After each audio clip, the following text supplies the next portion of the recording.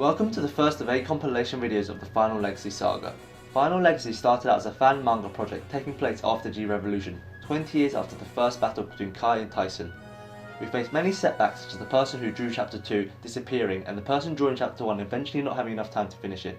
Then we lost nearly half a year with the coming of the official Beyblade Rising manga, which will be addressed in this story in a different form. But now that Rising is over, and we do not seem to be getting any more of the original Blade Breakers, the Final Legacy needs to be revived for a more definite ending. So in this series, we're going to tell you the full story we had planned out, scene by scene, chapter by chapter. As you're watching, I'd like to remind you we kept it as compact as possible, so it could be expanded upon another format. Meaning, if somebody wants to pick up any of these characters, use our already scripted scenes, or maybe help a chapter of your liking come to life, please check out the description and contact us. We're not going to release the scripted scenes in this compilation video, because not all of them were fully scripted. Now let's begin. Volume 1, Chapter 1, A New Dawn Rising. The first scene opens up with a speech on the legacy of the Blade Breakers. It mentions their epic battles, how they've all turned into legends, and their era has become known as the strongest generation of bladers. It all pans out with a boy on a rooftop screaming, "Hey Taiki Ichihara, it's Makoto, the king of Beyblading, come out and fight me!" The boy has a very similar appearance to our favourite Takao Kinomiya, or as the English fans know him, Tyson Granger. Anyway, Makoto's antics do not cause the reaction he planned. One man points to the roof screaming, "Look, a crazy person!" And a woman yells out, "Oh no, a suicide jumper!" Another man wearing glasses tries to calm the situation, yelling to Makoto, "Don't jump! It ain't worth it!" Makoto reacts in confusion, asking the question to himself, "Jump?" Then his face of confusion changes to one of wickedness as he realizes, that's it! He leans forward and calls out to the crowd, "Bring me the Japanese champion Taiki Ichihara, or I will jump!" Slam! Makoto gets knocked out from behind by his friend Nori, a local blader. Nori says that Makoto needs to stop embarrassing them, and that Taiki is in fact on the other side of town, and he runs straight past him without noticing. Makoto rubs his head and points out how mean Nori is, also asking why he didn't tell him.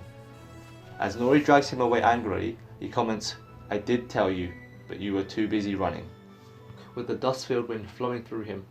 The original concept was that he'd be an emotionless type of character, with glasses and a bit of a creepy but handsome look. The man steps up to a large base stadium in the middle of the park.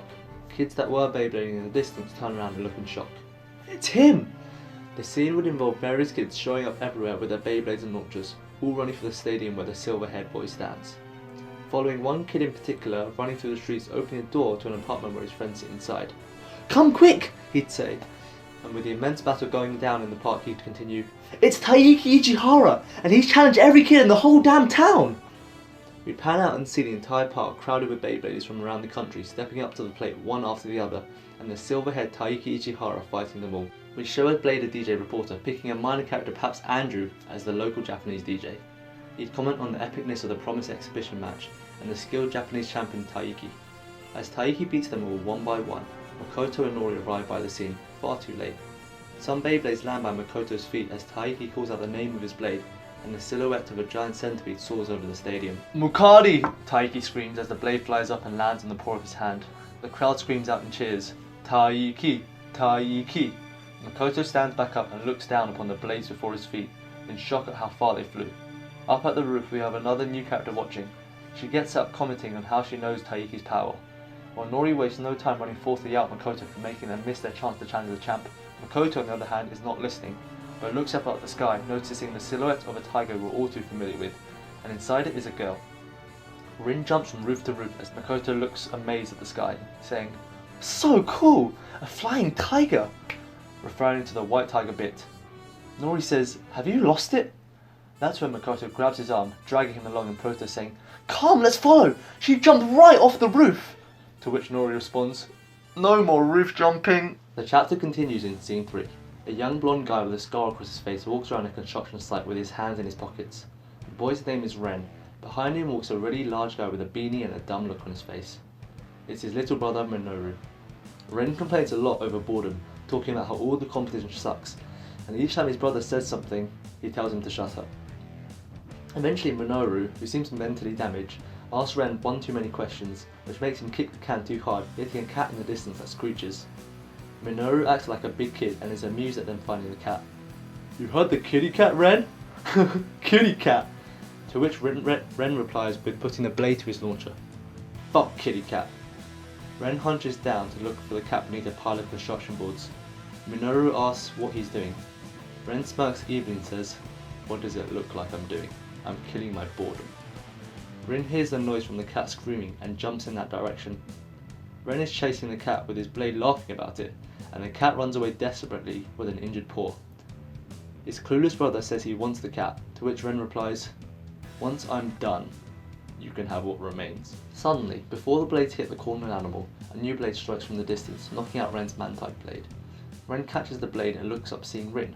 Rin jumps down angrily, asking him what the hell he's doing, pointing at him and yelling at him as he backs away. Meanwhile, Minoru sneaks up behind her as she's too upset to notice. Nori and Makoto sneak up from behind the bushes, both seeing the whole ordeal. Minoru smiles evilly and knocks a big rock over Rin's head as she's in the middle of yelling at Ren. After her knockout, he comments, "Good boy, Minoru. Pick up that trash and carry her back to the hive. Then we'll teach her what happens when you fuck with the Tokyo Blades." Nori gets really shocked while Makoto wants to jump up and get them. Nori holds him down, holding his mouth. "Are you crazy? Didn't you hear what he said? They're members of the Tokyo Blades." Makoto doesn't get it. "Tokyo what now?" To which Nori replies, "The Tokyo Blades, they're Taiki's boys, the strongest bladers in all of Japan." It takes a while until Nori thoroughly makes Makoto understand the power difference. But once he realises, he hastily decides that Nori should follow them, then message him their whereabouts while he runs away, getting some extra artillery. Nori, being unable to stop Makoto before running off again, comments in annoyance how the Tokyo Blades hideout, nicknamed Hive, is actually right in front of them. For a quick comment, we're well aware that this scene isn't perfect, and perhaps the pacing is a bit too quick. But you have to keep in mind that we're trying to make everything move along as quick as possible for someone who might want to draw this. Plus, we intend to have a total of 32 chapters, meaning we cannot give each chapter and each scene transition as much focus as one would in an actual episode. Now let's catch up exactly where we left off. Rin is tied to a steel beam and slowly wakes up, seeing before her Ren standing at a base stadium with countless minions behind him. "So you're finally awake. Rip it, boys." To which Trigger MSUV flies into the stadium. Ren calls out, "Watch closely," and rips his own blade. "Go! Man-tied!" Ren starts attacking Trigger as Ren is tied up defensively, screaming for him to stop. "Trigger, no!" To this, Ren jumps back in shock, recognizing the name. Nori sneaks up to Rin behind the beam and whispers for her to calm down as he's releasing her. While Rin stares at the stadium, "Trigger?" Rin gets released from the rope and jumps into the air, which causes Ren to panic, calling for them to catch her quickly, adding, "She's a goddamn white tiger!" suggesting they have made a mistake. Rin jumps from steel bar to steel bar with Mistel-like acrobatics, now having full control of her blade, fighting several opponents at once and beating them mid-air. Rin mocks them, and Ren rises his own blade to the air in anger. But another blade interrupts the rise, which includes in Nori standing there with his launcher. "I'll be your opponent." The challenge makes the short-tempered Ren furious, calling Nori, "You little shit." In the next scene, Makoto has reached his father's old trophy room, filled with all of Tyson's old Beyblades, his trophies and prizes, a wall full of his victory photos, which we would pan over to the dialogue of Makoto thinking, "Dad's old trophy room, a monument to all of his victories, a homage to the blader that the world has come to call the best." And as he reaches the centre of the room, his spirits rise as his eyes lock onto the old Dragoon MSUV, thinking, "And at the centre of it is you." His hand reaches out and grabs it. What do you say? Looking at it, the bit chip shines as Makoto asks, "Are you ready for another spin?" The next shot starts directly with Nori's blade getting hit against the base stadium, with Ren screaming, "Slam him!" Nori's blade dodges as Man-Tide hits the wall, making Ren angrier. He says, "Stop running!" One of the minions asks, "Boss, should we?" Ren shuts him down. "Stay out of this, he's mine," as Man-Tide continues chasing after Nori's blade as it runs away in the stadium. Meanwhile, Trigger MSUV flies through the air. On the side of it there are rays of light looking like tiger claws. As it flies through the air, it cuts through several blades that fly to the side in pieces as if they were slashed by a real tiger. Rin screams her attack name, the White Tiger Slash. Rin and Trigger land on a steel bulk with two bladers and their blades in front of her. The bladers go after her and Rin does a backflip. Trigger flies sideways, cutting through the two blades in midair, as she's screaming, "Go Trigger!" The two bladers fly off the bulk in fear as they are defeated. Rin lands in the shadows on the edge of the bulk.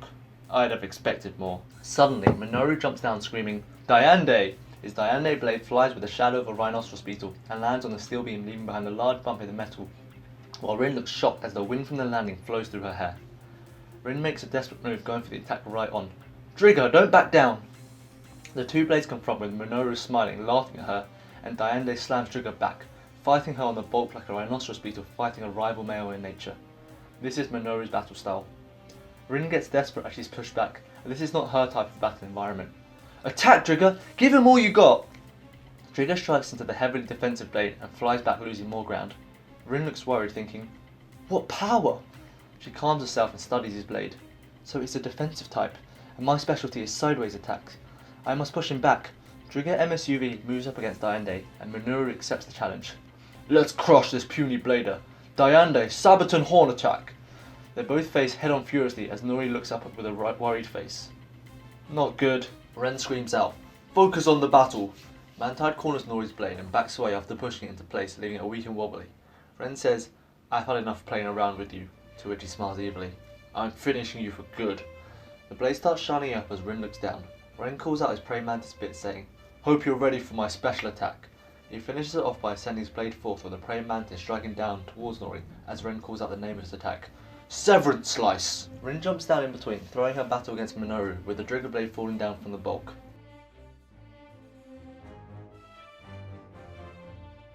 Seems like it's over. His minions gather with their bays all around, as does Minoru. Prepare for the attack, let's finish this! Rin looks mad and Nori worried as suddenly a voice says, that's enough! A shadow appears in the doorway, holding the Dragoon MSUV blade in his hand. Rin stares unimpressed. And who the hell are you? Makoto responds while walking forwards. Oh, nobody's special. Just the uncrowned king of Beyblading, here to kick all of your asses. He looks on with a spirited smile as he steps up to the dish, finishing the sentence.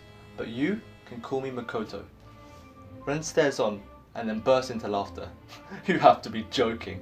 He reaches his arm out, showing the full scale of bladers all around. You against all of us?